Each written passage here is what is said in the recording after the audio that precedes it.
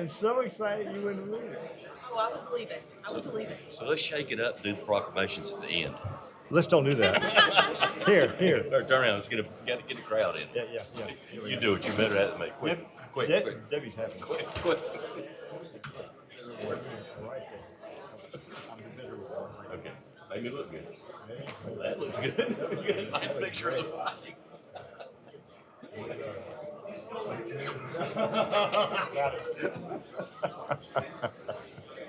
Oh, God. Mayor, we got. Oh, Jesus. Leave me alone. Hey. Boy, tried to take me out this afternoon. Yeah. All this time, I'm gone. You don't have to run me down. I'm ready. I was. This guy.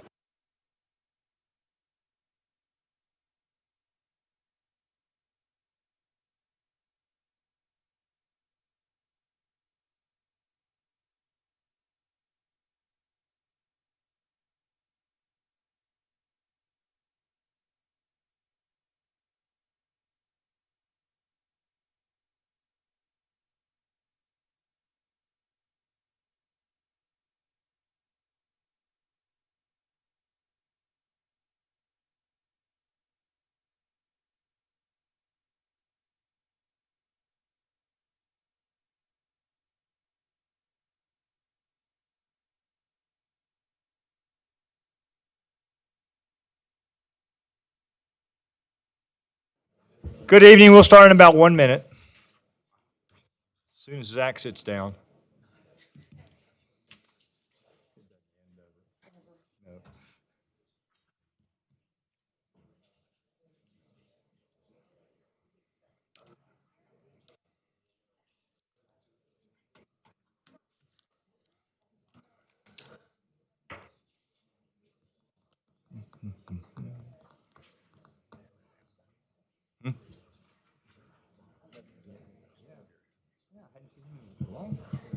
I don't know if he goes to church.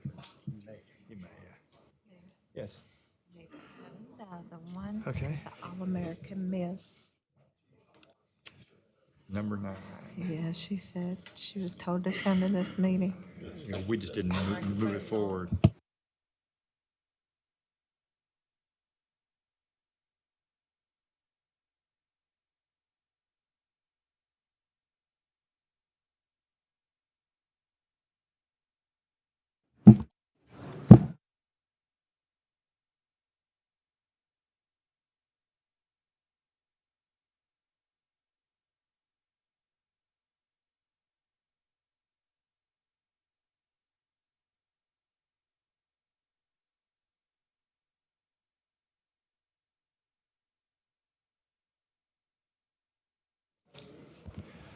Good evening, everyone. I see we have a full house tonight. Glad to have you all here. We will come to order. We'll start with the Pledge of Allegiance and a moment of silent prayer. Please stand.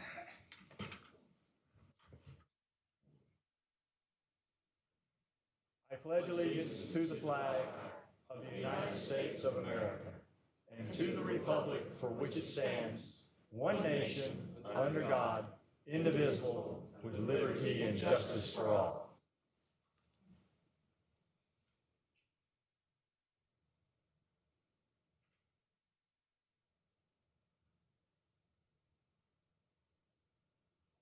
Thank you.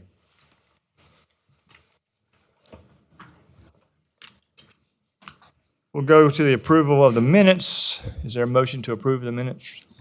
Second, Mayor. Motion is second. All in favor, raise your hand. All right. We also have 2 items to add to the presentations now. Number 8 will be a presentation for Wreaths Across America, Tom Faggart and his team. And number 9 will be the All-American Miss that we were going to do 2 months ago. So I'll ask her to come forward and talk. She can present how things are going with that in her life. With that said, is there a motion to approve these 2? So move, Mayor. Motion and second. Ready to vote. All in favor, raise your hand. All right. Thank you very much. Presentations. Number 1 was done on Monday to present our retirement plaque for KK9 Rio after 4 years of service. And we'll go with number 2. It is a presentation and proclamation recognizing Reverend Nancy Cox Cox, and I want her to come forward with all her team members and friends. Everybody. I want them all to stand behind her. She will be in front, and I'll come down. And there's a story here that I'll make sure.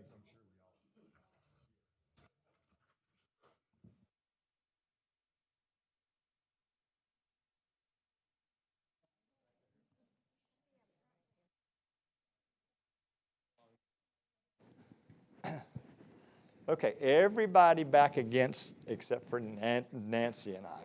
Got this. You got that. And I have this. You come forward with me right here. Everybody else is going to come. We're going to get up a picture of this. Now, Reverend Nancy is, I have a proclamation I'm going to read, but the reason everybody is here was they were having a meeting and they asked me to come, but I was going to be out of town. I couldn't make it. So I said, therefore, we're going to do it here, and everybody's coming here. So I want to thank you all for your support of Reverend Nancy Cox. So, proclamation from the office of the mayor. Whereas Reverend Nancy Cox accepted God's call to minister to the people of All Saints Episcopal Church as a rector in October 2010, where she served for over 15 years. And whereas the Reverend strengthened existing partnerships with the numerous nonprofits in the community, including Cooperative Christian Ministry, Cabarrus Victims Assistance Network, or CVAN, Meals on Wheels, Community Free Clinic, and the Center of Hope, where many parishioners volunteered. Whereas the Reverend initiated the founding of the Racial Equality Cabarrus in partnership with 5 other churches in Concord and Kannapolis, the First Presbyterian Church, Central United Methodist Church, Grace Lutheran Church, First Baptist Church of Kannapolis, and Trinity United Methodist Church to bring racial healing and awareness to Cabarrus County. Whereas the Reverend successfully led the efforts to provide more outreach of support to the community by freeing All Saints from debt. Whereas the Reverend assisted with the partnership of All Saints with the Arbor Day Foundation, Carolina Power Partners, and the City of Concord's annual providing free trees to local homeowners, thereby expanding the energy-saving benefit of trees. And whereas the Reverend oversaw the partnership with Fred L. Wilson Elementary School in Kannapolis, providing one-on-one volunteer reading tutoring for primary students. And last, whereas she was facilitated in founding of the Aya House Ministry to provide traditional housing for men and women just released from prison. Now, therefore, on behalf of the City Council of Concord, I, William C. Dush, present Reverend Nancy Cox the proclamation in appreciation for the many contributions to our community and the many years of service to All Saints Episcopal Church. May God continue to bless you and your family. Thank you.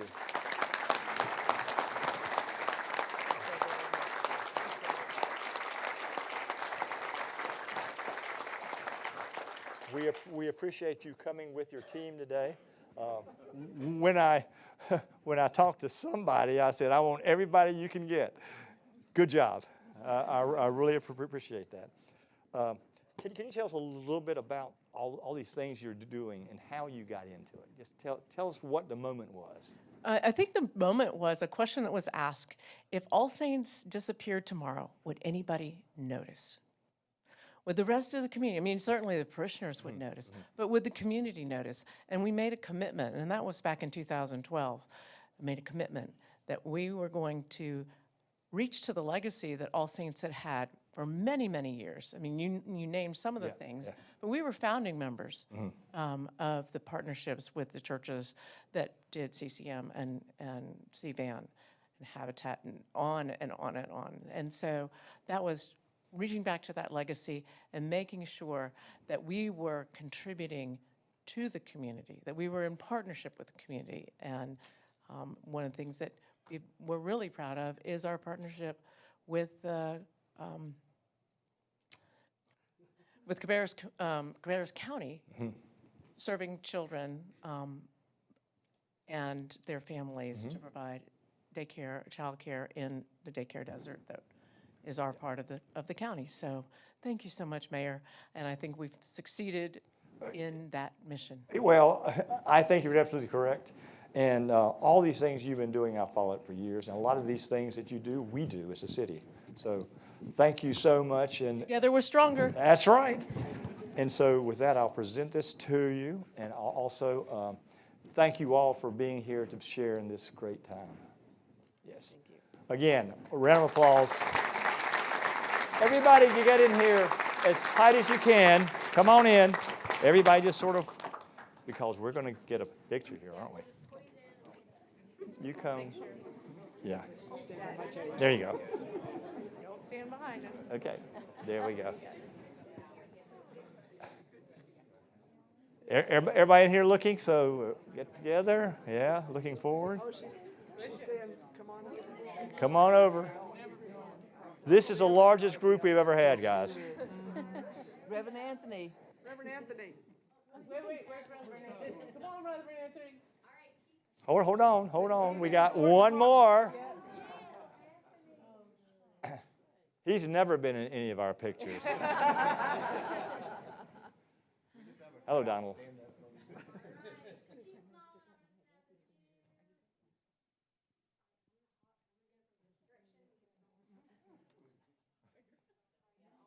I like it when you hop like that. Okay. Thank you so much. That's just fantastic. 28 days. Absolutely. Yes. This is great. Thank you, my friend. Good seeing you. Thanks, Mayor. Good seeing you. Good seeing you. Yeah. Thank you. Absolutely. Very cool. Oh, Because I've got my dolphins too.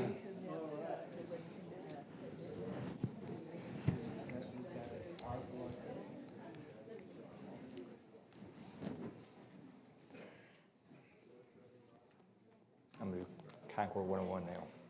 Yeah. As soon as everybody leaves, but I thought it'd be nice to get that done.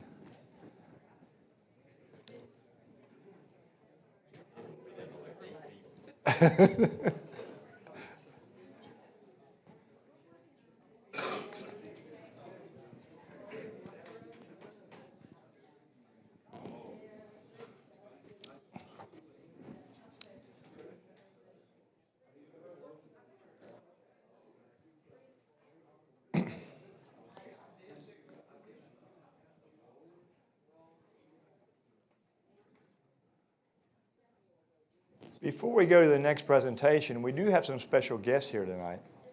Concord 101. Will all our Concord 101 members here please stand up? And you're going to have a microphone in your hand. Yes. And I'd like for each of you to state your name and the most important thing you found out by being part of Concord 101. We all want to hear it. So who would like to start? Wendy's going to start. Again. Yes, I'll start because I've already done this a couple times. There were so many people here tonight, I thought everybody was mad about something, but I see that that was really a wonderful tribute to the church and to the pastor, and thank you for having them here. That was wonderful. Again, I'm Wendy Miller. I don't have anything particular that I like about the class. What I wanted to say, I mean, I enjoyed every single one of them in a different way, but what I wanted to say was this was such a revelation. A lot of people talk about bloated government. Well, this government is definitely not bloated. Mr. Payne, you have got a streamlined crew that has done some fantastic work, and every department that we've gone to, we've seen employees that were dedicated and happy in their job. At least they sure pretended that they were. But, they did a wonderful job explaining everything to us, and it was really an eye-opener on what a great city can do when employees like their job but are very dedicated to it too. So kudos to you.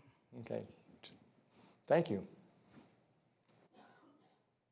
Hello, my name is Pablo Lascaray. And what I like about the class is every week coming to here, I recognize some faces and hearing about passionate people that work for the city. And I don't know, it's inspiring. So thank you for the hard work you all do. Thank you very much. Passing it on. Hi, good evening. My name is Emily, and I learned that we have a tree guy, which I think is a neat job. Hi, my name is Ashlyn. My favorite presentation was the Parks and Rec. I came from Raleigh, actually, and it almost seems like Concord's Parks and Rec program is so much more robust than Raleigh's, and you guys do a great job trying to get the word out to everyone, and more programs than I really have ever seen, so it was very impressive to see. Thank you. Hey, I'm Cindy Beringer. My favorite part was probably the police department and learning about 911 communication and what all it involves. Thank you very much. Good evening. My name is Christy Simpson. I have enjoyed this program. I wished I would have known about it sooner, so I'm spreading the word to get everybody to be on board with this. I think it's a great opportunity to learn about the city. I've learned so much. It's all been very informative. There's nothing I don't like. I mean, I get excited each Tuesday when we go to our next spot, to learn more. But yeah, it's been a great, program. Christy, are you are you afternoon or evening? Evening. Evening, okay, very good. Jimmy Simpson. I've enjoyed the whole process, but I really enjoyed the communications where we got to actually go in and see the 911 callers in action. I thought that was really neat. Excellent. And I'm Nancy Ballard. I've lived here most all of my life, and everything I've seen has been awesome. And I can't get over how much the employees seems to be so enthusiastic about their jobs, and they all seem to love it. And I'm proud to see that people really care about the community that they live in. Thank you. Hi, I'm Karen Loveday. I've been here about 10 years. I really enjoyed the fire department and the 911 call center, and I had no idea that all of the things, the departments that were affiliated through the fire department, it was very interesting, and I've enjoyed the whole process. Great. One more over here. Hi, I'm Genevieve Jones, and I attend the afternoon class. Mm-hmm. I was... So they made you stand over here. I I'm just kidding, just kidding. I looked, I didn't recognize them. So I was excited to see not only professionalism, but so many well-used, thought-about resources in the city, and how the city thinks about the constituents, and how the city does a lot of training inside the city. And then I was excited because you have a GIS system. And I like GIS a lot. So I'm waiting until you use it to locate resources for emergencies. Thank you. Thank you very much. That's some good observations. Did I miss anybody? Hey, Bill, can I say something? Sure, go ahead. Every department that was, just so you guys know, like the lady that mentioned Parks and Rec, like you should have seen the department heads over here, and then we got police, and Jimmy's like, yes, and then fire. So just so you guys know, when you call out a department, there's a distinct change in body language over here on the left-hand side. I just wanted to note that. I think there's a contest going on, so. Yeah, we're taking notes here too, so we see who lights up the most in the departments. So thank you for being here, and thanks for sharing your thoughts with us. We did number 3 was canceled. We're going to move to number 4, recognition of Central Lina Regional Council 2025 James D. Prosser Excellence of Government Leadership Award. So, Philip, if you can come forward.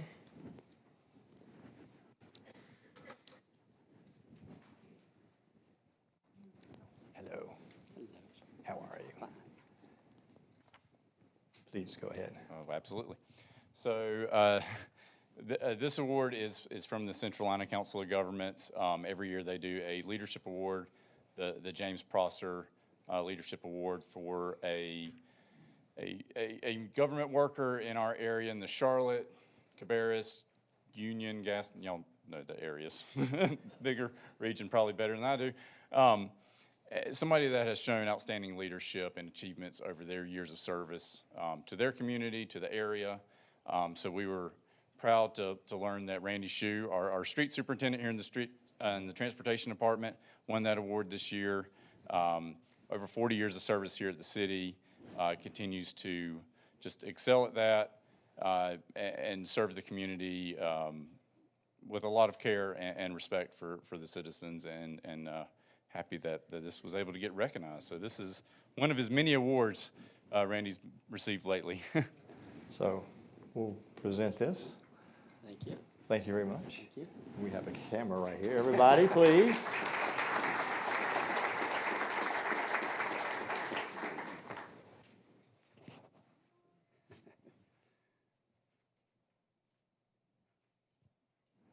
But it doesn't end there, does it?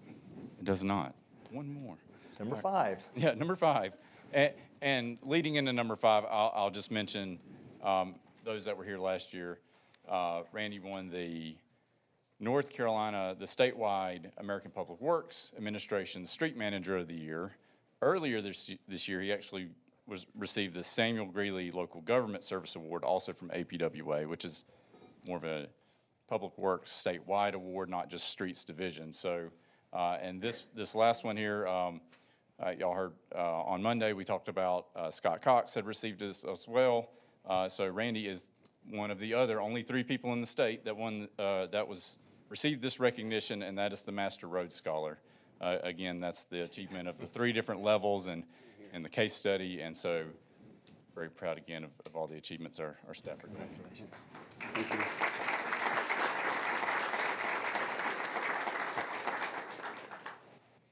That's great. Congratulations for all that. Yes. And how many years? 40. 40. Bill, Yes, go ahead. can I say something? Absolutely. Right after I got elected, I had some questions about our road maintenance. And Randy came out to meet with me, and we were walking, and I asked him how long he'd been working, 34 years or something. I said, when are you thinking about quitting? He said, right after you make me mad today. I didn't make him mad. Yes. I would like council to congratulate you individually, so if you could do that. Okay. Okay. Right, I know. Yes.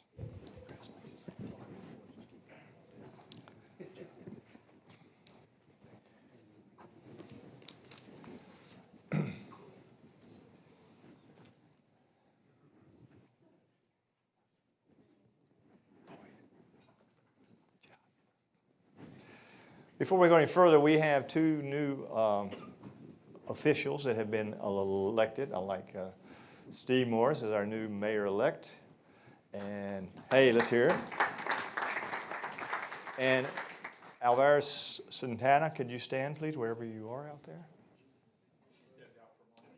Great timing again. I did that other day. But when she comes back in, we're all going to recognize her, okay? She's in the District 4, and she'll start in 28 days, right? Right there, right there. And Steve, you'll be right here, but hopefully in a seat. So we're going to move on now to the next number 5, 6, and 7 were done Monday night. So we're going to move to presentation number 8 that we just approved. Tom Faggart, if you can come forward, dealing with the Wreaths Across America. And whoever on your team you want up here also. This is quite an effort that these guys have been doing for the past, how many years? 4 years now? And so Tom, I want you to come over here and tell us all about what you've been doing and how this has developed. All right, thank you very much. Real purpose tonight is my honor to represent the Fred Y. McConnell American Legion Post to present these books to some very special people with the city of Concord. This book, new book, is the burial war casualty roster of casualties from wars that buried in Oakwood Cemetery. There are 63. In addition to, in the back part of this book, are the documentations of 1,639 veterans who were buried in Oakwood Cemetery, along with the 63.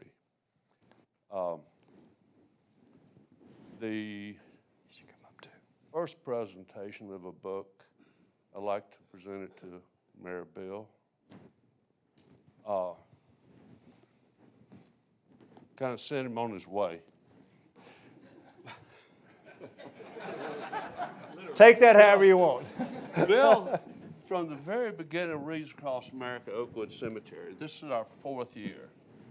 And we've been very fortunate for the last 4 years of reaching 100% of our goal of having a wreath sponsored for each veteran of war casualty buried in Oakwood Cemetery. Bill has been with us and very supportive from day one.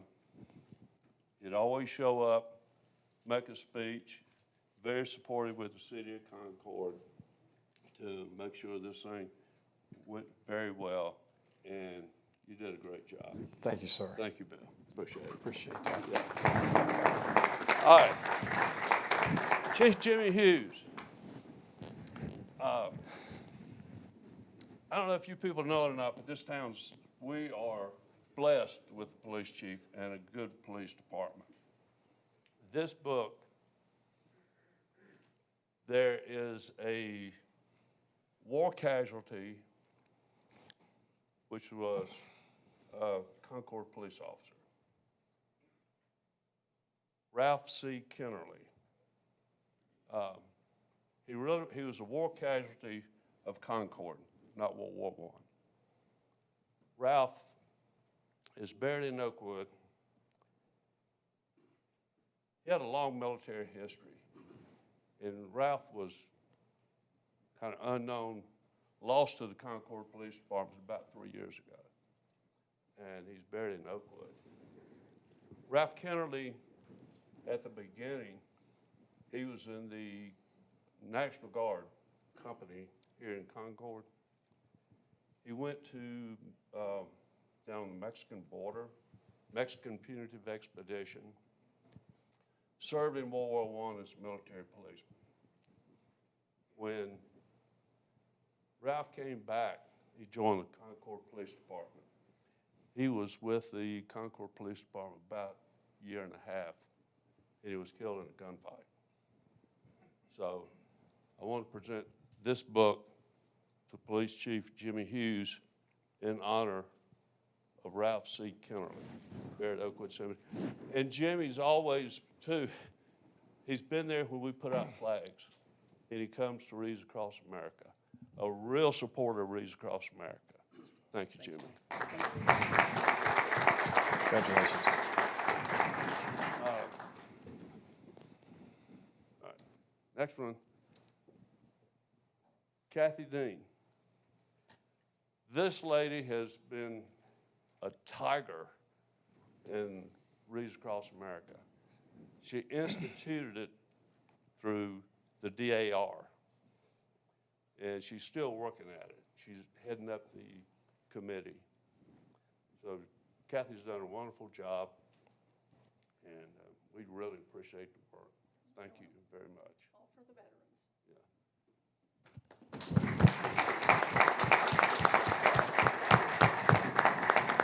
Last but not least, Terry Crawford. Thanks, sir. Now,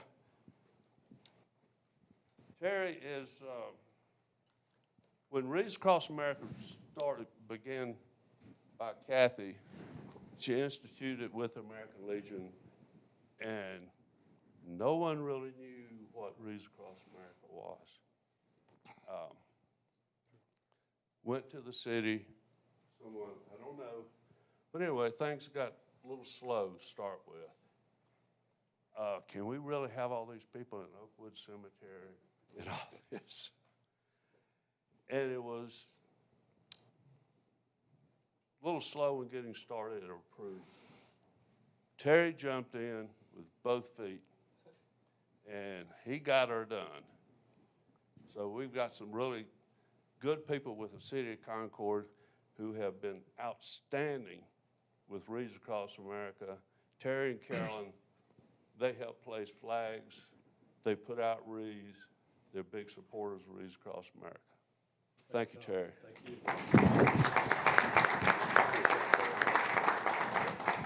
That's it. Before What? you finish, Mr. Mayor, may I?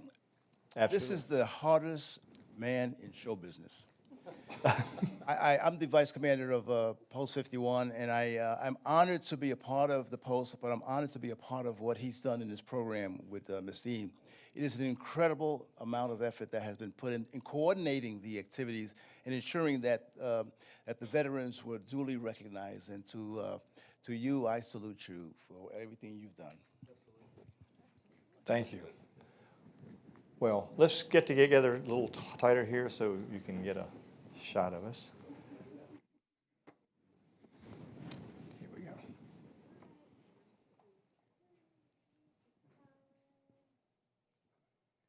Thank you so much for all you're doing. Yep. Okay. Thank you. Absolutely. Yeah. Thank you. Thank you, Bill.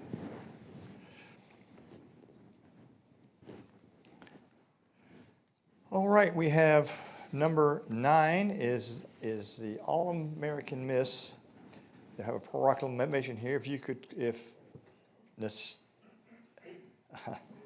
Hansika Nasanali, how'd I do? Okay, that's good. Come forward, please. We were going to have this several months ago, and it sort of went away, but it came back. Hi, I'm Hansika. It's nice to meet you. Thank you for being here. Before I read this, tell me a little bit about what you're doing.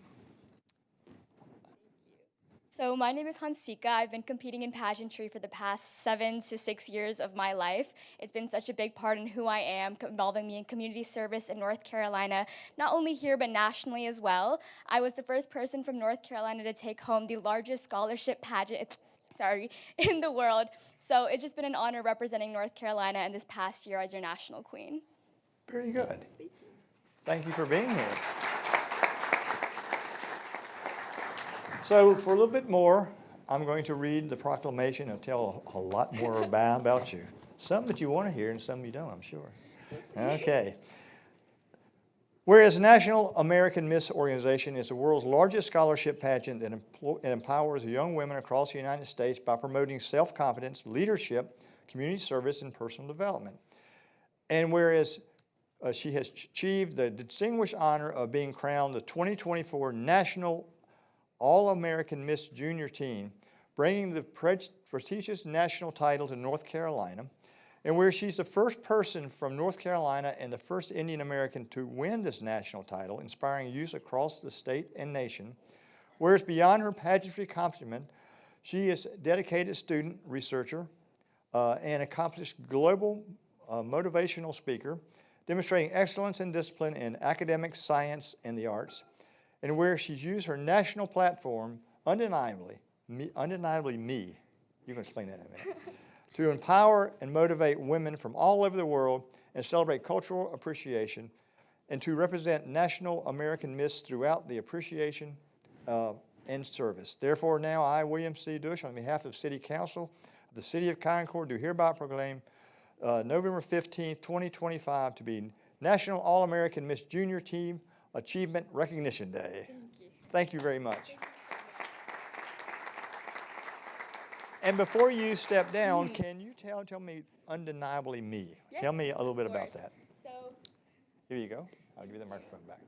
I started Undeniably Me when I was around 10 years old because growing up as an Indian American, I was judged a lot for my culture because not many people knew about it. So through Undeniably Me, I'm able to meet girls from all across the world throughout pageantry, whether that be from different countries or just everyone has a different part of who they are. So through Undeniably Me, I'm able to interview these girls and teach the world more about these different cultures and about who they really are, just to raise more awareness about cultural appreciation.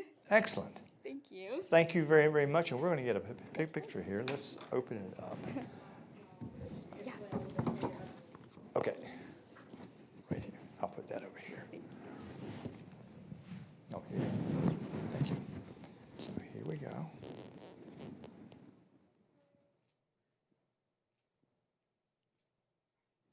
Thank you so much. Thank you so much. Yes, and this is for you. And that completes our presentations. Alvarez, are you back? Are you here? Nope. Okay. When she comes, I'll introduce her.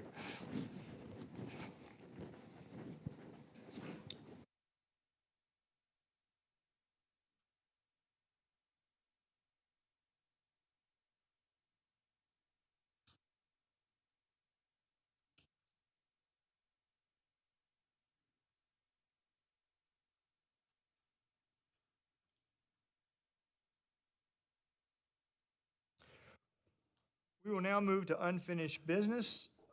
Number one, consider approving an amendment to Novi Economic Development Agreement to clarify affordable housing commitment and reporting requirements.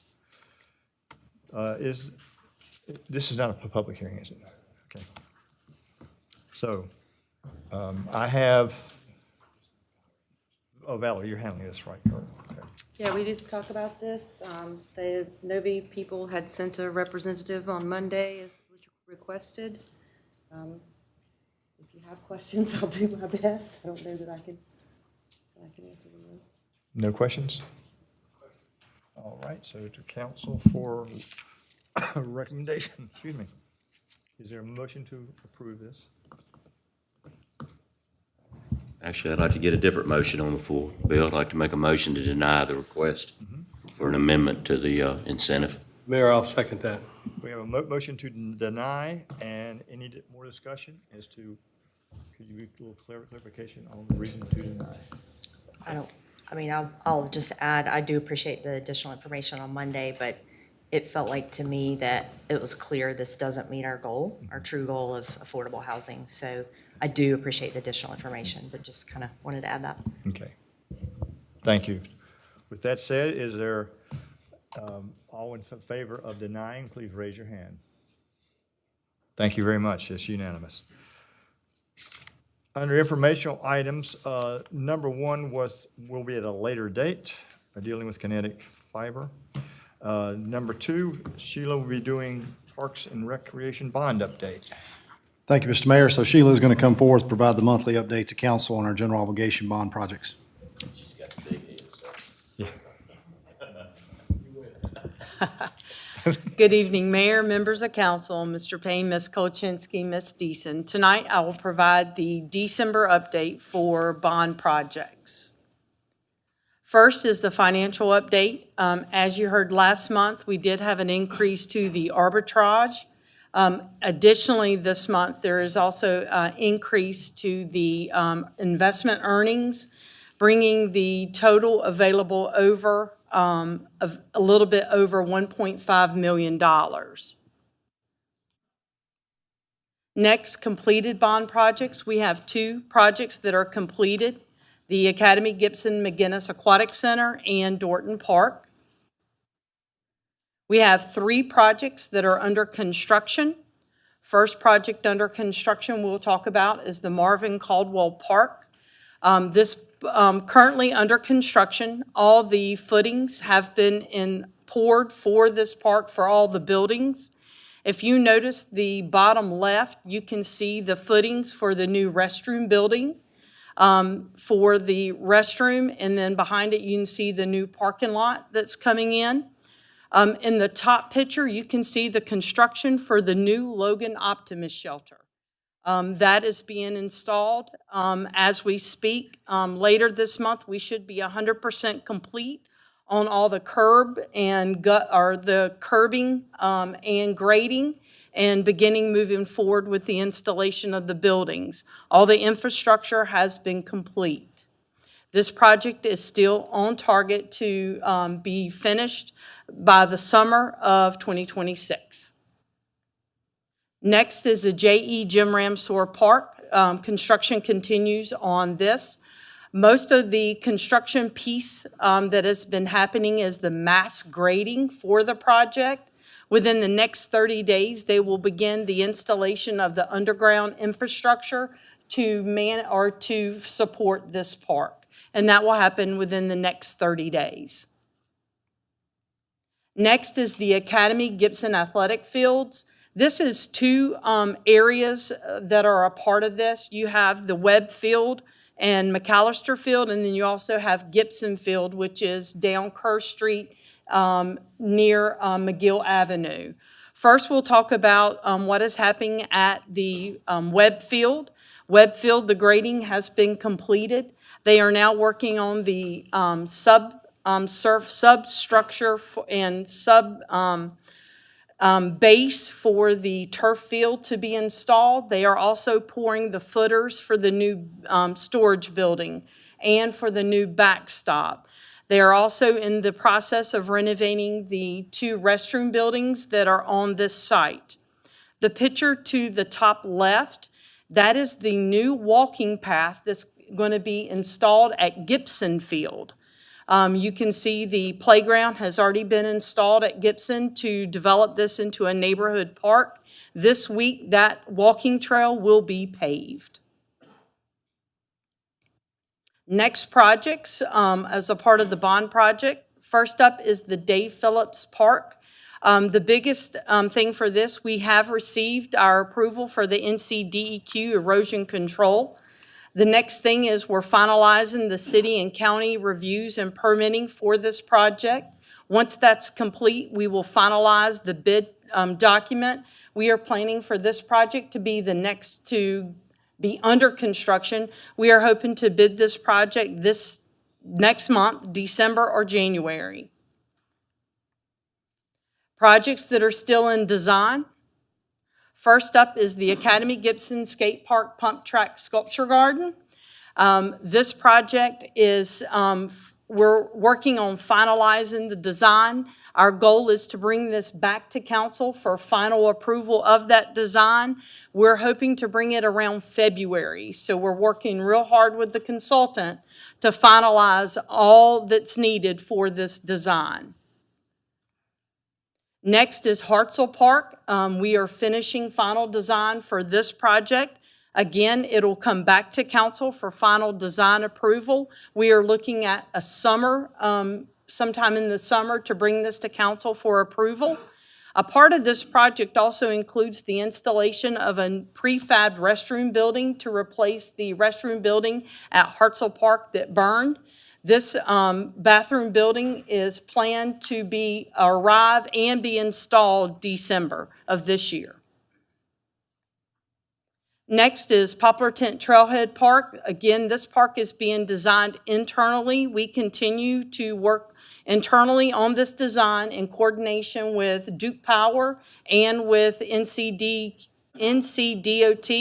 for the driveway and the parking lot as a part of the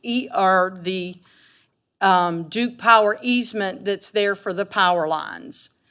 This project is moving forward and will be aligned with other projects as we finalize design.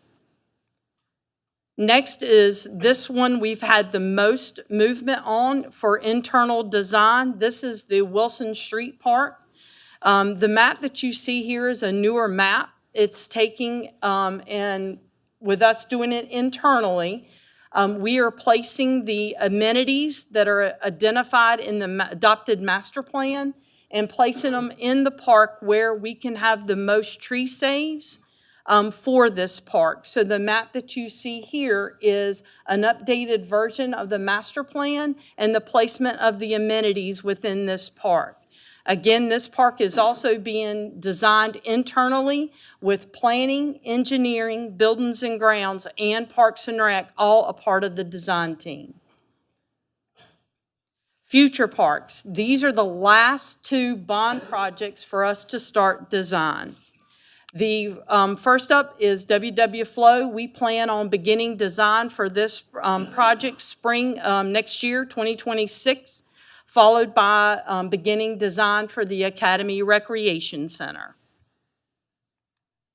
Next is the schedule. There is no updates to the schedule. It is the same plan as before. And I will be glad to answer any questions. Or any question from council? Just a comment. I rode by Caldwell Park yesterday, and I was really amazed to see the Logan Optimus shelter up. I'm like, wow, this is huge. It's like maybe 3 or 4 times larger than the old one. It looks that way. And I think it's the same size, but what makes it look larger is the walls. and you will have open space around it to allow for better movement within the shelter. So thank you. Any other question from council? All right, thank you very Thank you. much. Hopefully I'll get some water here in a minute. Now we're going to move to persons requesting to be heard. This portion of the meeting is our time to recognize persons requesting to be heard and provide an opportunity for anyone wishing to address the city of Concord to do so. Each person received thank you very much, 3 minutes to address the council. This is time to listening for council. The subject will be noted, and if required action or request, the city manager will note of such and provide steps to required response or after action. Please leave your contact information, which we have here in the sign-up. I have 3 people signed up to speak, starting with Robert Neal. If you'll come forward, please.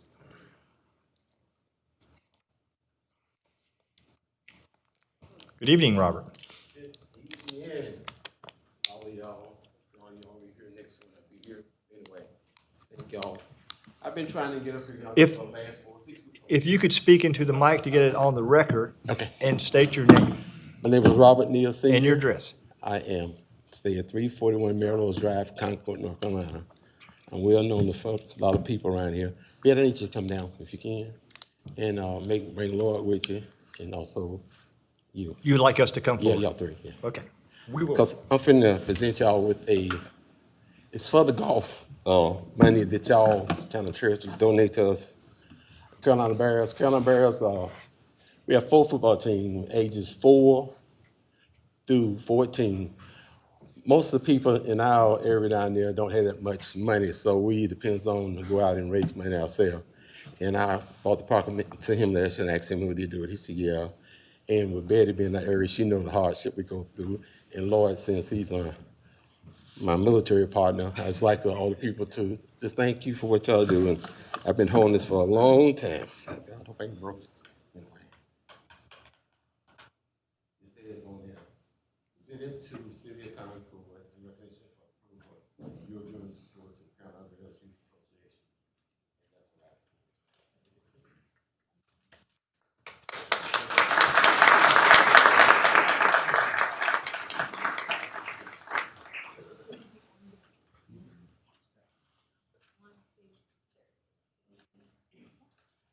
So everyone, thank you very much, Robert, and this is a quasi-presentation. Thank you very much. Assalamu alaikum, brother.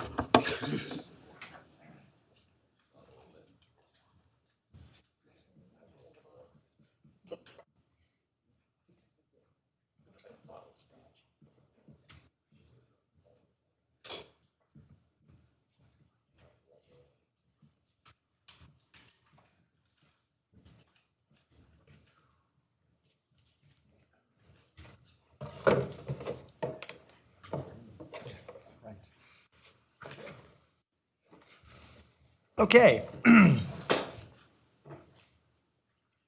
Next is Meta McClose? Yeah. How are you tonight? I'm good. Yes, yes. Good to see you. Good evening, Mayor and members of council. I'm here to share our plans to purchase the property at Pittsville Road and Concord Parkway, which is the former Gate Petroleum gas station. As many of you know, the station's been vacant for several years now in dilapidated state. We own several stores here in Cabarrus County and around the Charlotte area. Our chain is called ShopRite Markets. So we plan to purchase the station, reinstall fuel, remodel, renovate the store, and open for the same use. It is zoned properly. It does not require any zoning changes. The property did have sewer allocation that did time out when the station closed. So we have applied for allocation, and we're requesting council to review and approve at the next meeting in December. Thank you very much. Thank you.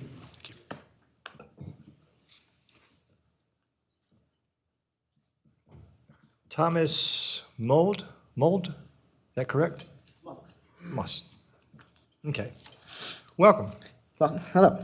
Good evening, Mayor, Council, neighbors, Mayor-elect, Councilwoman-elect, is she back in yet? Thank you for the opportunity Thank to you for speak asking. tonight. My name is Thomas Monks, and I'm here on behalf of many of the residents across Concord who care deeply about building a stronger, more connected community, but feel that their voices don't matter. As we all know, many of the challenges facing our families, whether it's food insecurity, access to housing, or healthcare, begin with decisions typically made at the federal or state levels. But the impacts, they're felt right here, in our neighborhoods. When policies shift, when programs stall, when funding falls short, it's our local leaders and residents who must find ways to adapt and respond. Tonight, I'm not here to ask you guys for money, but I'm here to ask you for something just as important: your ear and your openness. When we're asking you to join us in creating a local, community-based, collaborative action plan that can withstand the constant changes coming from above. We believe that the best ideas don't just come from government offices or policy tables, they come from conversations, from listening to people living these challenges every day. In that spirit, I want to personally invite each and every one of you to Down Home, North Carolina's Cabarrus Community Conversations Roundtable on November 20th at 6 p.m. at Clearwater Arts. It will be an evening to listen, to learn, and to build solutions together, not to point fingers and not to blame. Because lasting change happens when local voices lead. Thank you for your time, your service, and your willingness to hear from the community and to building an action plan that puts the community first. We look forward to working with you to make Concord not just a place that reacts to challenges, but one that leads with compassion, creativity, and collaboration. And if anybody needs an actual invitation to that event, I do have them with me. Thank you. Thank you very much. And if you want to leave one up here before right now. Thank you. All right, is there anyone else like to speak tonight? Thank you very much. We'll move on now to the public hearings. Is there a motion to open a public hearing, conduct a public hearing, consider adopting an ordinance amending Article 7 base zoning districts? So move, Mayor. Second. Motion second, all in favor, raise your hand. All right. Okay, I have one person signed up to speak in favor of this. Zach Moretz, if you'll come forward. Welcome. Thank you, Mr. Mayor, members of the council. I found out about this particular, my address is 56 Cabarrus Avenue West, Concord, North Carolina. Found out about this matter just today because Councilwoman Clay posted on Facebook. I enjoyed learning about it. Appreciate her sharing that. And I think you should vote in favor of this. I'm not here on behalf of any client or I have no, not speaking on anybody's behalf but my own, but I think, as you know, I deal with a lot of commercial real estate and real estate development, and I want to see more of it. It has to be smart growth, but density is our friend, especially in industrial situations. Residential is a whole nother matter, and people get fired up about that, but the good industrial sites are few and far between. They're getting smaller, and they always have pressure from the things around them and from neighbors and things, and we need to maximize those that we have. And going vertical, to me, is always a good idea because it takes less land and makes good use of our infrastructure. I almost feel like the setback things that are being proposed are possibly too much. Whenever you deal with this stuff on a daily basis, the buffers and setbacks that are already required of developers can be very onerous, especially if it's next to residential or a different type of use. Typically, it may have to be 100-foot dense planted landscape buffer. And then you're talking about, in this proposal, adding 2 additional feet to the setback for every 1 additional foot of the building height, to me, you're going to end up with very few places where this can be taken advantage of. So I think the buffers and the setbacks are already pretty strong and pretty difficult to comply with in a lot of cases, and are very protective of the other uses that we have. So I would say it might not even, you might look at that a little bit. But I encourage y'all to vote in favor of it, and thanks for listening. Thank you, Zach. I have no one speaking against. Does anyone speak in regards to this item? No one's going to speak in regards to this item, so I'm back to council for a motion to close the public hearing. So moved, Mayor. Got a motion and a second. Ready to vote? All in favor, raise your hand. Are you? I was waiting for the last hand to go up there. Thank you. So with that said, is there back to council for recommendation? I believe we have these showing here as the 2 bullet points. Do you need me to talk you through? Yes, please. So this is the statement of consistency. The blue language, the 2 bullet points that are put out in blue were adopted unanimously, and if I could speak English, unanimously by the Planning and Zoning Commission. If you are not in favor of the text amendment, then you would adopt the 1st bullet point and the 3rd bullet point. Motion. It's going to be 2, yes. Adopt the statement of consistency and then adopt the text amendment. Okay. So Mayor, I'll make the motion that we approve the statement of consistency with the 2 bullet points in blue. Second. Motion is second. Any further discussion? No further discussion. Ready to vote? All in favor, raise your hand. Okay. Thank you. Opposed. Opposed. Well, I actually had some questions about it, because it passed that really fast. Can you turn your mic on, please? Doggone it, I forget that thing all the time. I'm so sorry. That sort of helps me see. I understand. I beg your pardon. No, I just had some questions about it, and I think that what happened today in the conversation was very thought-provoking, and I loved some of the points that Zach made. But there were some questions about, is our fire department able to handle a structure of this size? If we have fire, could we handle, can we take care of that? Do we have the ability? And so I thought those were some interesting thoughts. And then for myself, I would just like to know where these land masses, I guess, Kevin would be the word, where these buildings could be built. What does our I-2 map look like exactly? So I think to the last point, Lori, Clarette, if you would go back to the map that's in the presentation that Kevin showed on Monday. There's a map that shows the property. Here's the property, as Kevin talked about on Monday, that something like this could go, again, an industrial or I-2 property, so the map there. To answer your question about the fire department, the answer would be yes. Do we have a ladder truck that can reach the top of this? No more than any other city that has skyscrapers. But that is the reason for the state building code and the state fire code that requires certain suppression systems in those buildings. So they would be able to handle that just like any other city would. So is this, I just about did it again. Is this area in blue the only I-2 we have in the city that has that much land mass? Well, as you can see from acres. on the right-hand side, you can see the lighter blue, or maybe the magenta, if that's the right color. The dark blue is the grounds at Concord. A lot of that is undeveloped land now, minus what was built for Lilly on the north side. The lighter blue or the magenta color is developed I-2, so it could be redeveloped possibly in the future. But again, it would have to meet the setbacks as proposed and as approved and recommended by planning and zoning. Yeah, that's correct.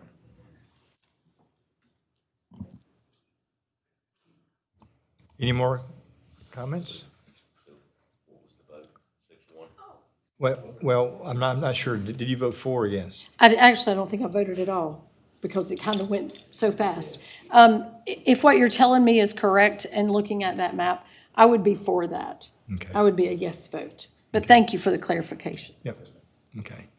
So are we okay with the vote there? And now we move to the, To adopt the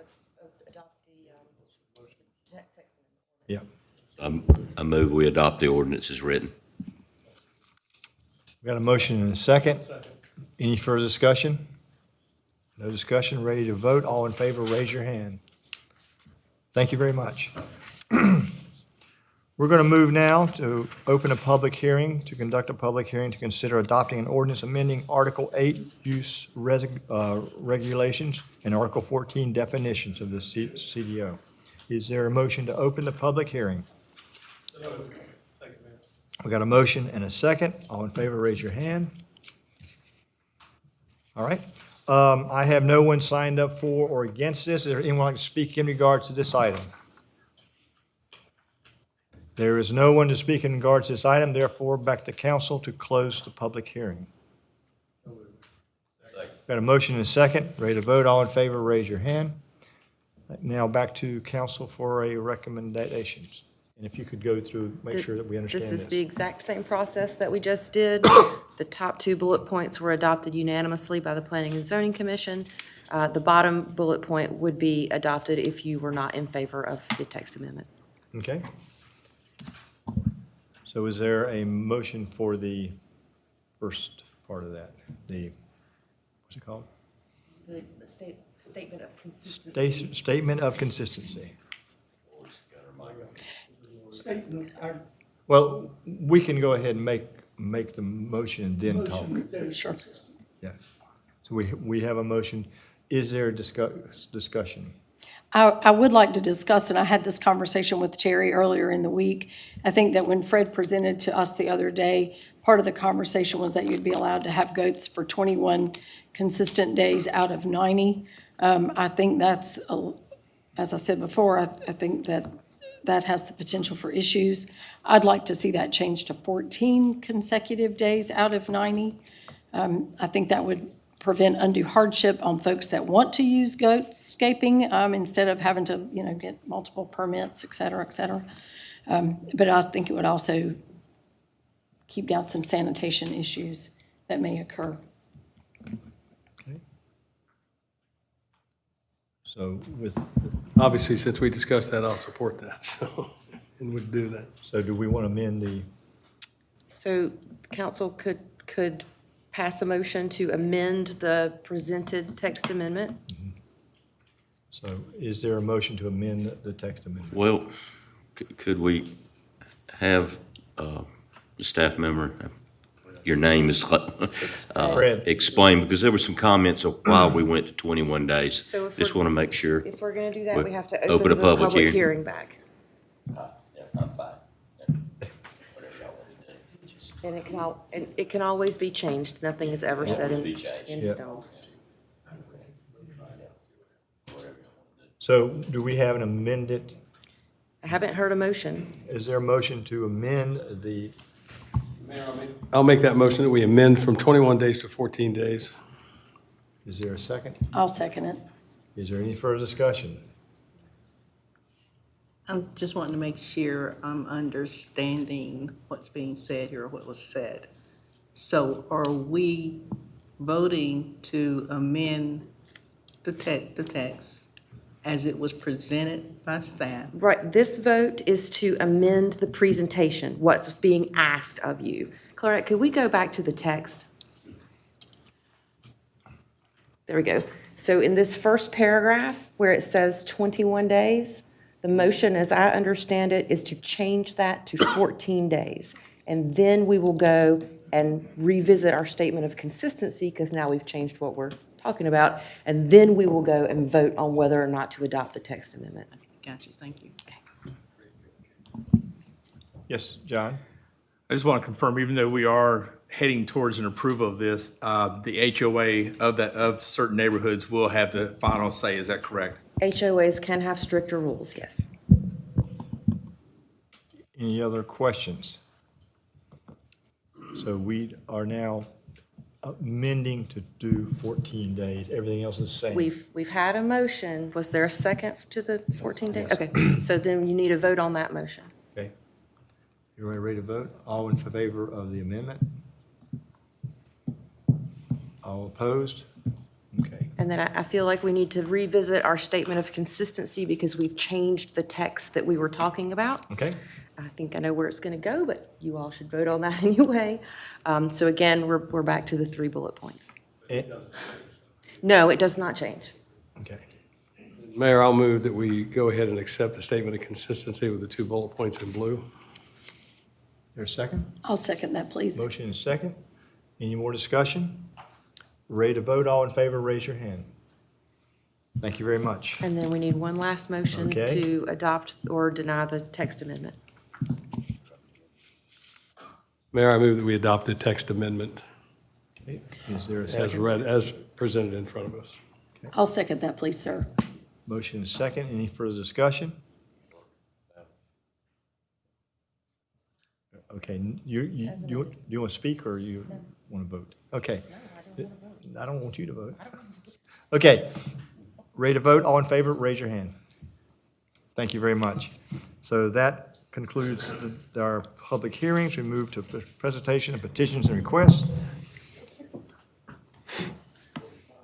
Number 1, consider receiving an updated planning department from the status of the facade grant funding for Center City. Thank you, Mr. Mayor. Kevin provided a presentation to council on Monday night about the facade grant program. As you know, council set aside $50,000 in this year's budget for facade grant matching dollars, which also included matching monies for sidewalk furniture. And so we had several businesses utilize that for tables and chairs to be put out on the expanded sidewalks. And as Kevin presented on Monday night or Monday afternoon, we have expended that entire $50,000. We currently have grant applications totaling $25,000. Kevin, plus the fourth one you had that just came in, what was the amount of that? $1,300. So a total of $26,300 in submitted applications, with the other amounts that Kevin showed being possible, but no applications or no formal documents have been submitted to staff for those. So currently, again, $26,300 of completed applications for matching grant funds from the city. So staff is asking that council would consider, funding additional money.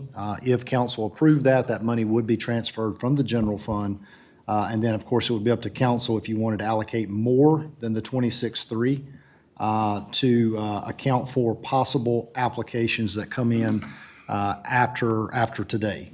If not, the alternative would be if council did decide to provide additional funding for the completed applications that we have in hand now, certainly staff could communicate out very quickly to the business owners in downtown that the facade money or facade grant monies has been expended for the year, and that we would have to look to reallocate new money next July 1 in the budget process. So again, a lot for council to consider, but certainly you have that decision to make this evening, whether to allocate additional funds, how much or not. All right, it's back to council for motion to increase or not increase the Center City facade grant. Mayor, I have comments. Go ahead. So my thought is, if the current funding is exhausted, it's exhausted. I don't see this as a pressing issue, urgent issue, that can wait until the new budget is being prepared and being planned. That's my thought. Mayor, I'll support that as well. I think Betty's right on. I would so wholly support that. So. Okay. Just for clarification, the current facade grant budget is set at $50,000 or is it set at $75,000? No, it's set at $50,000. That's been, I think, the mark or the number for quite some time now. In the past, as Kevin showed on Monday, we haven't spent all of that, but now with, us, our council, I should say, expanding that not just to facade grants, but also for sidewalk furniture, Right. that amount has been depleted much more quickly than in the past. Right. Well, downtown has my heart, of course, and I always want to do what I think is best for them, but I also look at what's best for 115,000 other people. If our budget's been set at $50,000, I would definitely be a proponent of keeping it at that, at least for now. I did have some discussion about, and maybe this is a conversation for another time, that we cap what each grant can be, so that maybe it's just a solid $5,000 grant, period, and every person that applies is eligible for the exact same amount. It doesn't sit quite well with me that some can ask for 10,000 and some for 5, and seems like it kind of puts us in a position of choosing, and I wouldn't want to be in that place personally. So for what it's worth. And certainly to your point, that would be a consideration for us in the budget process for next year. We could alter the facade grant program and process and make sure that the downtown business owners were aware. So am I hearing a motion not to increase? Mayor, I'll make that motion not to increase this grant, leave it at 50,000, and we will move on. I'd second. And we have a second.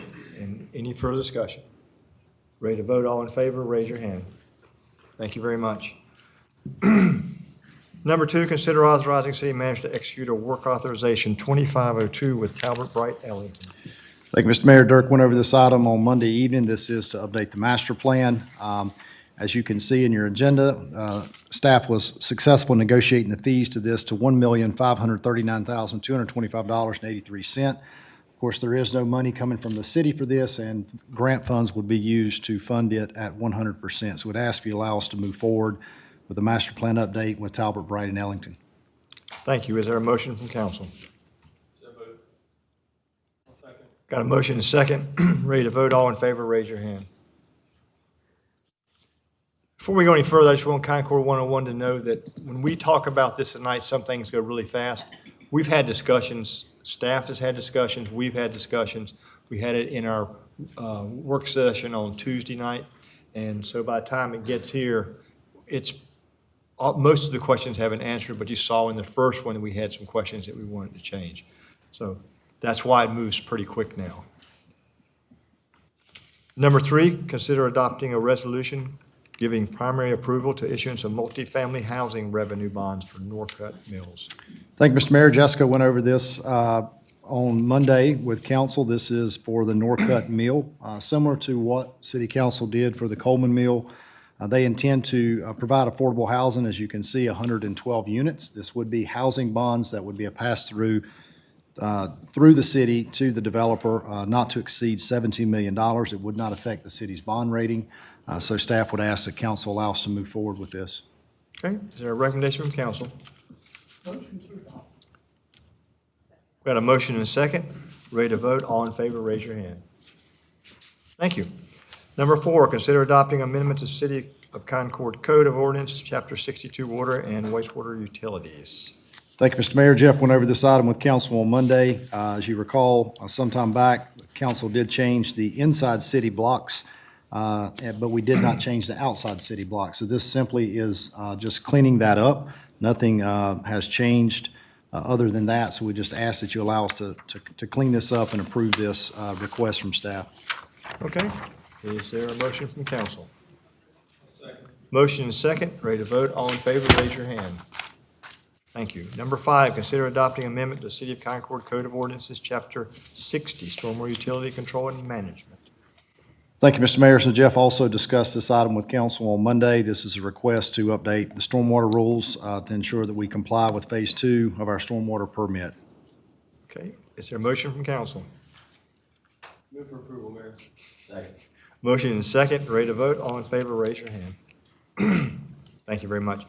Number 6, consider authorizing city manager to negotiate and execute a contract with Insituform Technologies. Thank you, Mr. Mayor. Jeff also discussed this item on Monday. This is to address an area around Lyles Lane where we need to install cured-in-place pipe and do some manhole rehabilitation. So you can see, and as Jeff described, this is a recommendation to go to the second lowest responsible bidder due to some issues with the apparent low responsible bidder. The second bidder, as you see in your agenda notes, is Insituform Technologies, LLC, in the amount of $1,533,515.20. Thank you. Is there a motion from council? Motion is second, ready to vote. All in favor, raise your hand. Thank you. Number 7, considering authorizing city manager to negotiate and execute a contract with Wesco. Thank you, Mr. Mayor. So Jeff brought up Alex and continued to present this item to council on Monday. This is a request for funding in the amount of $33 million. You can see it, electric expense approximately $12.5 million, water approximately $20.5 million, to replace our water meters and electric meters to move to an AMI system that would be not only good for our residents, but also for the city as well. All right, and this was last done 25 years ago, 20 years ago? We haven't gone full service Right. for everything. Last time we did this was not AMI. The technology did not exist at that time, but it is due to replace the meters, and this is the best system that we need to go with. Absolutely. All right, is there a recommendation from council? So Bill, yes, I'll make the motion, but I will say, we've been dealing with this for 8 years, and I am very confident that we have a system that can be implemented. I have every confidence that this is going to work, so I am happy to make the motion to approve a $33 million contract for the AMO. Second. Motion is second. Ready to vote? All in favor, raise your hand. Thank you very much. And number 8, consider accepting the preliminary application from Blue Pure Life LLC. Thank you, Mr. Mayor. So Jackie did discuss this item with council on Monday. This is a request for sewer service outside of the city limits. The property is located at 309 Deline Drive. It is located within Area B, and so staff's recommendation is to have the owner proceed to final application, excluding annexation for the project. Motion from council. And a second.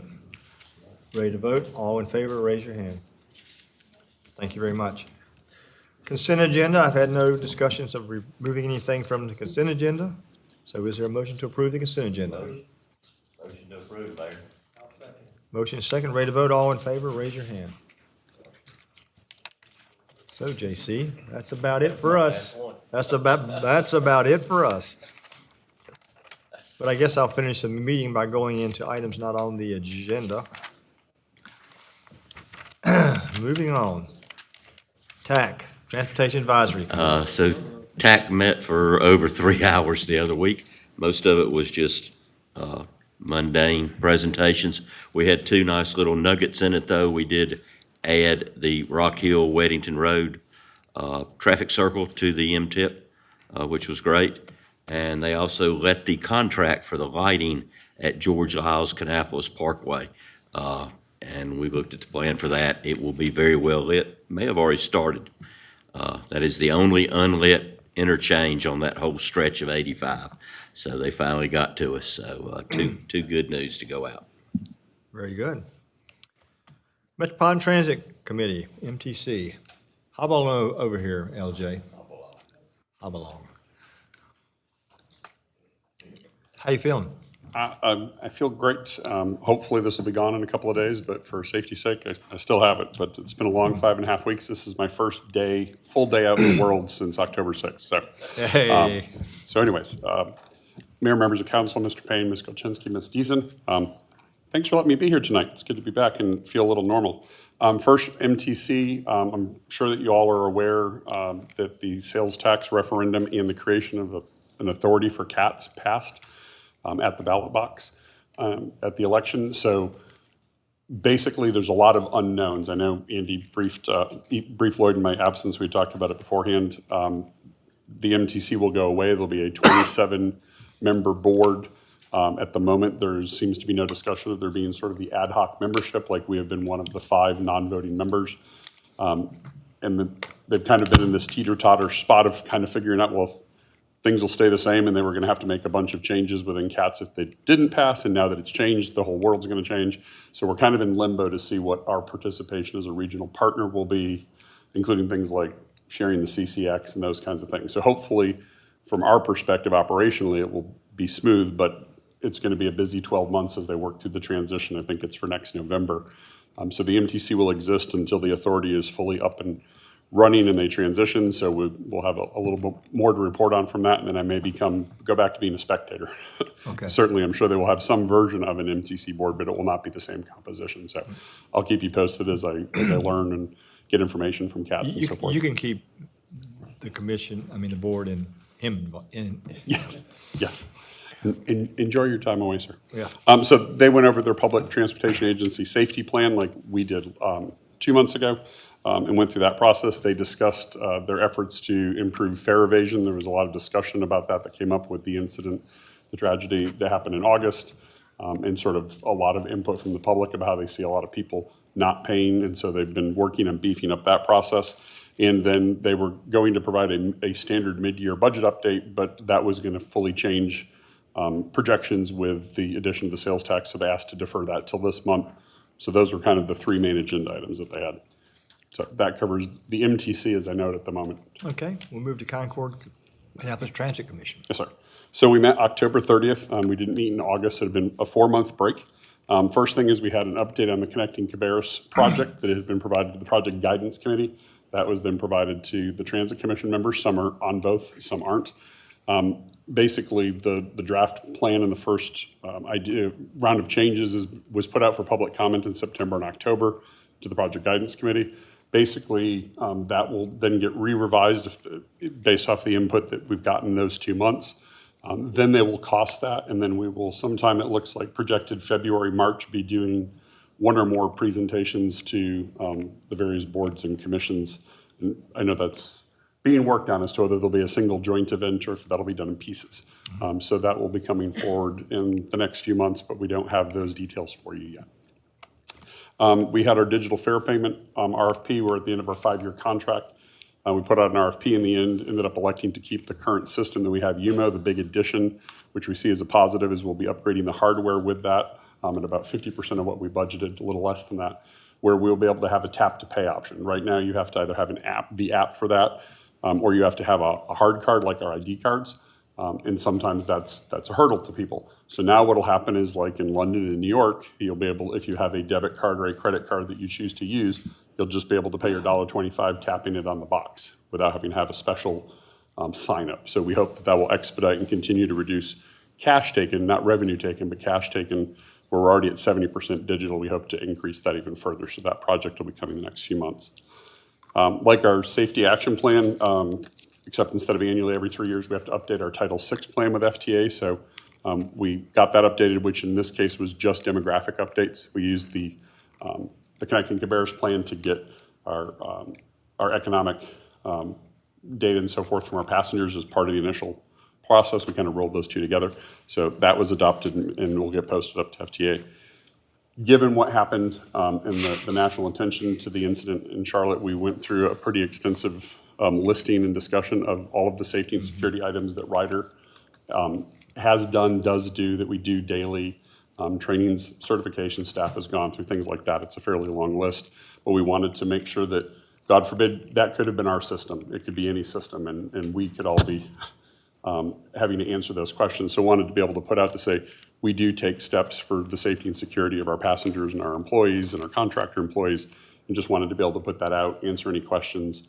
We have a few action items to get back to the Transit Commission on, but wanted to make sure that that was addressed, where we, God forbid, would never have to do that with our own bad incident to then have to be kind of defensively putting that out there. So we wanted to be proactive with that. And last but not least, we are in the middle of we are in the 10th year of our service provider contract, the 10th and final year. So we're in the midst of the procurement process for that. We received 5 bidders, 4 were responsive. And so Josh is one of the 8 of us that we've got working, Kannapolis, Concord, the MPO, Ryder staff, and CCTS as a member participating. We'll be doing interviews for those finalists next Tuesday and working through that with the goal of hopefully having that to the Transit Commission in December. If they approve, bringing that to you in January for starting next year, whether we retain our current contract or move to a new one on July 1 of 26. Sorry, long update, but any questions? We really appreciate all you've been doing, especially with the security aspect. That was very impressive that we had at a meeting the other day. So thank you very much. Yes, sir. Central Lina Regional Council. No report. Water and Sewer Authority of Cabarrus County, Wasack. No real report. We just continue our expansion discussions. Okay, thank you. We Build Concord. Dr. Graham.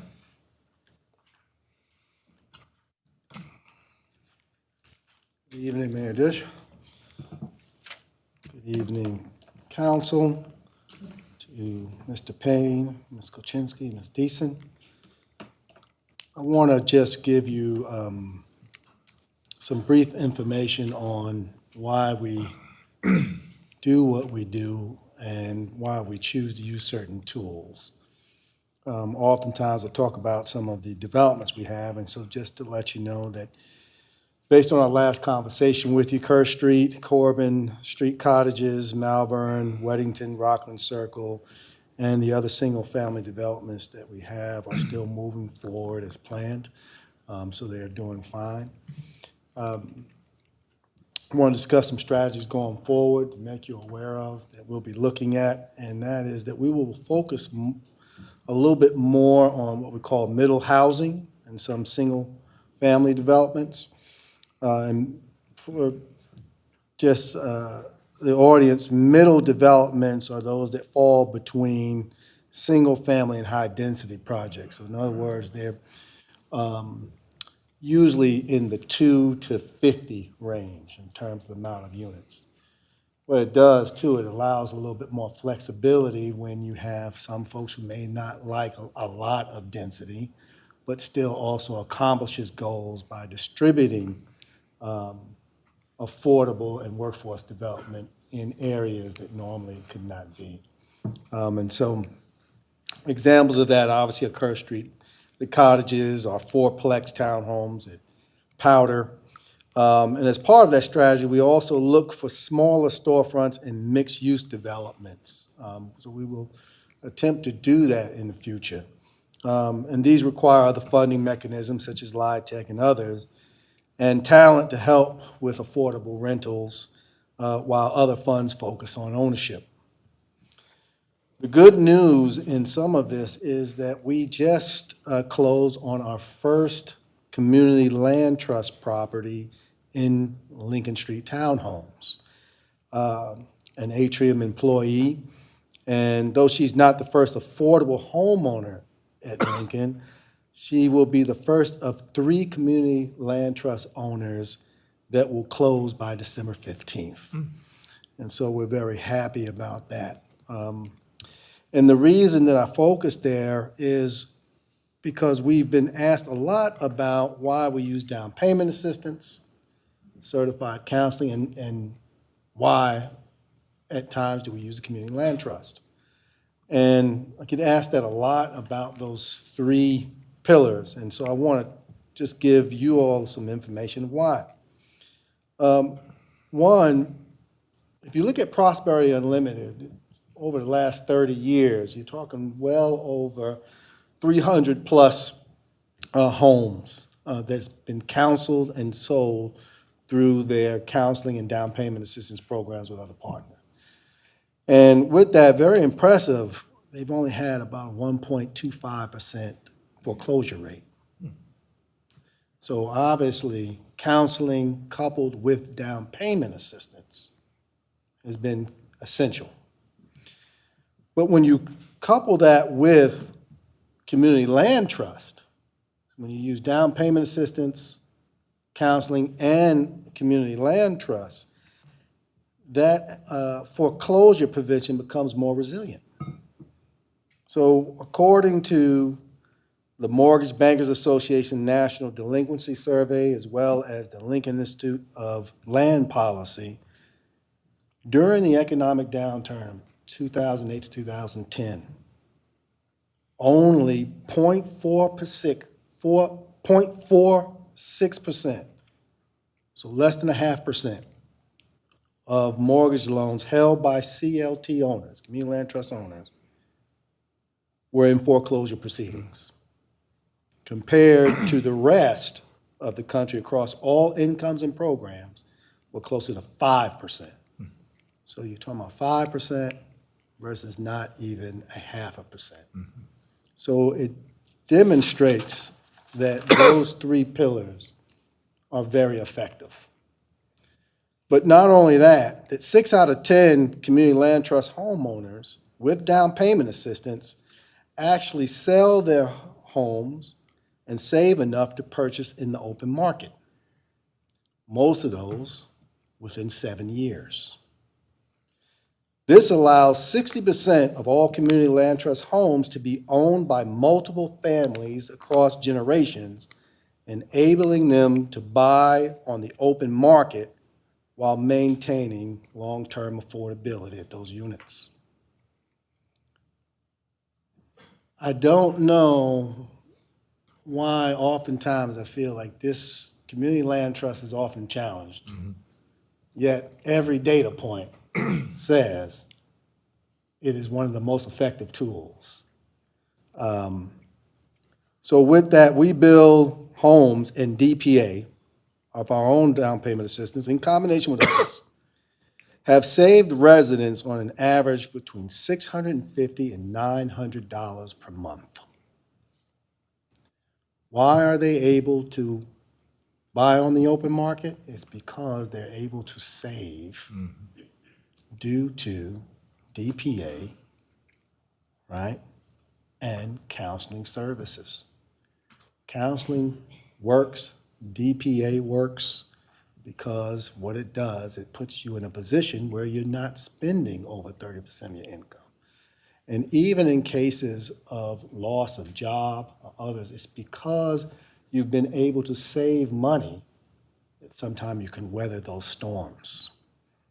So I wanted to sort of let you all know why we do what we do, why it's important for us to do that, because if you want long-term affordability as well as economic mobility, you have to find ways for people to be able to save and get grounded. And so with that, I also will just let you know that at the next presentation, briefly we'll go over what our developments are up to, but I want to discuss with you our plans for our campaign called We Build 200, because that will be one of our most aggressive community-wide efforts that will have to have partners at the table to accomplish 200 homes over the next 4 years, so about 50 a year. So with that, do you have any questions for me? Any question from council? Nothing from JC? Okay. All right, thank you. Thank you very much. Is there anything else that council would like to discuss tonight before we adjourn? Nothing else, therefore, JC, since this is your last regular meeting, can you go ahead and offer to adjourn us? Motion to adjourn. Second? All in favor, raise your hand. Thank you very much. Everybody have a good evening.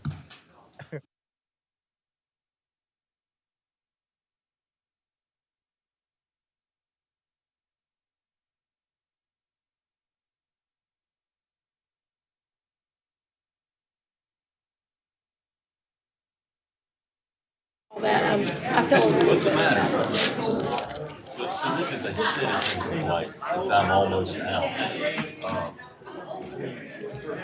Yeah, one job.